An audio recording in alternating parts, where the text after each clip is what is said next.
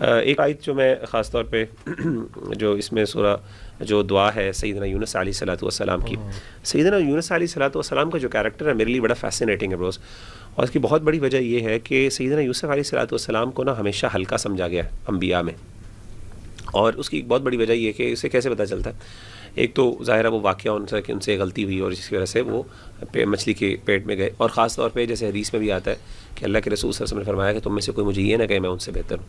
اس کا مطلب ہے کہ لوگوں کی ان کے بارے میں تھوڑی سی یعنی یہ ایسی تھی فیلنگ کہ یہ وہ شاید اس لیول کے پیغمبر نہیں ہے، یا پھر یہ اس جو پیغمبروں کے بارے میں ہمارا ایک لیول آف رسپیکٹ ہوتا ہے شاید لوگ اس کو وہ ان کو نہیں دے پاتے. لیکن اللہ تعالیٰ نے حضرت یونس علیہ الصلوۃ والسلام کو ایک بہت خاص مقام دیا. یہ واحد وہ قوم ہے، جیسے کہ ہم سورۃ یونس علیہ الصلوۃ والسلام میں کہا تھا، ہم نے بات کی تھی کہ جن کی قوم کو اللہ تعالیٰ نے ایگزمپشن دی تھی، یعنی انہوں نے عذاب کے آثار سامنے آنے کے باوجود توبہ کرنے کے باوجود یعنی توبہ کی تو اللہ تعالیٰ نے ان کی قوم کو معاف کر دیا. سبحان اللہ. اور خاص طور پہ یہ جو دعا ہے جس کے بارے میں کئی احادیث میں کئی علماء کی رائے بھی ہے کہ اسم العظم ہے جو ان کی ہے لا الہ الا انت سبحانک انی کنت من الظالمین. تو یہ حدیث جو ہے خاص طور پہ اس بارے میں اللہ کے رسول صلی اللہ علیہ وسلم سے صحابہ نے پوچھا کہ اللہ کے رسول اگر آج بھی کوئی بندہ اس طریقے سے دعا مانگے حضرت یونس علیہ الصلوۃ والسلام کی تو کیا اللہ تعالیٰ قبول فرمائیں گے اس کو، اس کے مسئلے کو حل کر دیں گے؟ اللہ کے رسول نے کہا بالکل. تو جو بہت سی رائے ہیں کہ اسم العظم کیا ہے بیسکلی، تو اسم العظم کے بارے میں جو میں سمجھتا ہوں اور جو میں دعا کثرت سے جو میں مانگتا ہوں خود اللہ تعالیٰ کے سامنے وہ یہ ہے، یہی دعا حضرت یونس علیہ الصلوۃ والسلام کی، لا الہ الا انت سبحانک انی کنت من الظالمین، اور یہ انسان کو بڑی بڑی مشکلات سے نکال دیتی ہے. تو یہ حضرت یونس کی سنت. اس آیت یہ جو آیات ہے نا، ان آیات میں جو جس طرح یہ آیات اینڈ ہوتی ہیں نا وہ بھی بہت مزے کے طریقے سے اینڈ ہوتی ہیں. یعنی کہ اللہ نے کہا کہ وَنَجَّيْنَاهُ مِنَ الْغَمِّ، ہم نے یونس علیہ السلام کو غم سے نجات دی. اور پھر اللہ آگے کہتے ہیں كَذَلِكَ نُنْجِي الْمُؤْمِنِينَ، کہ اسی طرح ہم اہل ایمان کو بھی جو ہے وہ، یعنی کہ ڈپریشن کی دعا بتائی جاتی ہے غم کی، یعنی کہ اگر آپ کو غم ہو تو یہ آپ جو ہے نا دعا کثرت کے ساتھ پڑھیں تو انشاءاللہ اللہ تعالیٰ تمام غموم اور ہموم سے جو ہے وہ یعنی کہ وہ دور کر دیں گے اللہ تعالیٰ. اچھا جی، ایک آیت جو سورہ حج سے میں نے اپنے سامنے کھول کے رکھی ہوئی ہے، یہ میں سمجھتا ہوں ہر مسلمان کے لیے ایک لٹمس ٹیسٹ ہے. آیت نمبر 11 ہے سورہ حج کی. اللہ تعالیٰ اس آیت میں فرماتے ہیں وَمِنَ النَّاسِ مَن يَعْبُدُ اللَّهَ عَلَى حَرْفٍ، اور لوگوں میں سے کچھ ایسے بھی ہیں جو کہ اللہ تعالیٰ کی عبادت کرتے ہیں حرف پہ کھڑے ہو گئے، یعنی کہ at the verge of faith. if they are blessed with something good they are content with it، لیکن اگر اللہ تعالیٰ ان پہ کوئی آزمائش لے کے آئے تو وہ ریلیپس ہو جاتے ہیں ڈس بلیف میں. حالانکہ اس کی تفسیر میں صحابہ نے جو کوٹ کیا ہے وہ تو کوٹ کیا ہے کہ مدینہ کچھ لوگ آتے تھے مسلمان ہو جاتے تھے، لیکن میں سمجھتا ہوں کیونکہ یہ آیت جو ہے فیس ویلیو پہ ہر مسلمان کے لیے تو یہ بہت ڈرنے والی آیت ہے کہ ہم دیکھیں کہیں ہم بھی تو اللہ کی عبادت کنارے پہ کھڑے ہو کے نہیں کرتے کہ جب آسانی ہو تو ہم بڑے مطمئن ہیں، لیکن جیسے ہی اللہ تعالیٰ آزمانا شروع کر دے تو ہم جو ہیں اپنے الٹے پیر پھر جائیں. اور غالباً ایک حدیث میں دعا بھی ہے جس میں پناہ مانگی گئی ہے کہ یا اللہ ہم آپ کی پناہ میں آتے ہیں کہ we turn back on our heals.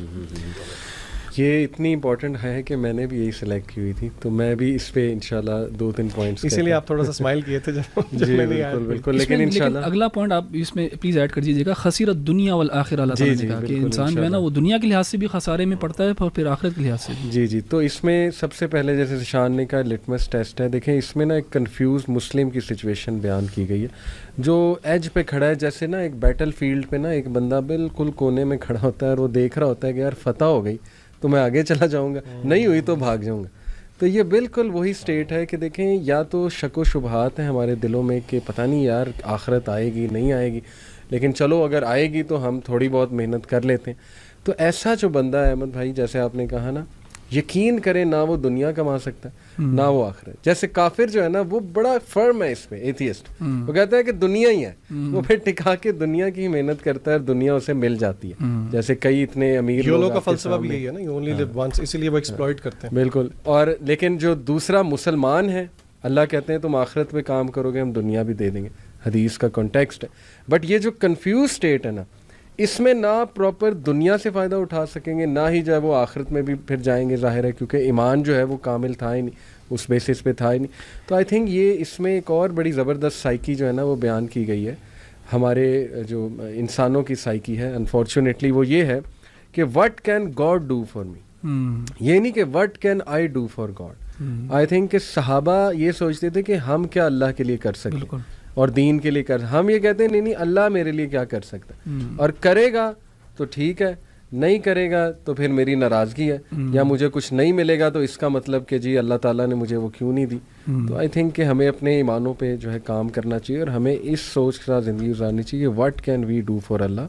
اور فائدہ ہی تب ہے دیکھیں جب اسلام تو نہیں کہوں گا، مسلمانوں کی ایک ویک پوزیشن ہے، تو اس میں آپ اسٹرینتھن کریں اس پوزیشن کو، بجائے کہ یہ دیکھنے کی نہیں جی جب اسٹرانگ ہوگی تو میں آ جاؤں گا. تو اللہ تعالیٰ ہمیں جو ہے معاف فرمائے. یہ آخری ایک آیت چھوٹی سی، کیونکہ سورہ حج کے حوالے سے ہے اور ہماری آگے سے متعلق ہے.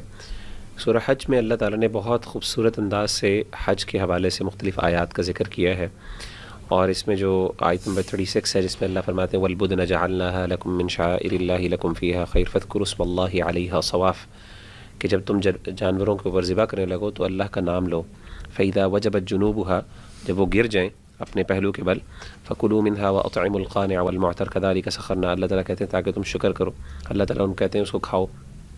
پھر آگے جو آیت اللہ ذکر کرتے ہیں وہ یہ ہے لَن يَنَالَ اللَّهَ لُحُومُهَا وَلَا دِمَاؤُهَا وَلَكِن يَنَالُهُ التَّقْوَى مِنكُمْ، کہ اللہ تعالیٰ کو تمہارے گوشت نہیں پہنچتے، نہ تمہارے خون پہنچتے، لیکن اللہ کو تمہارے تقوی تم سے پہنچتا ہے.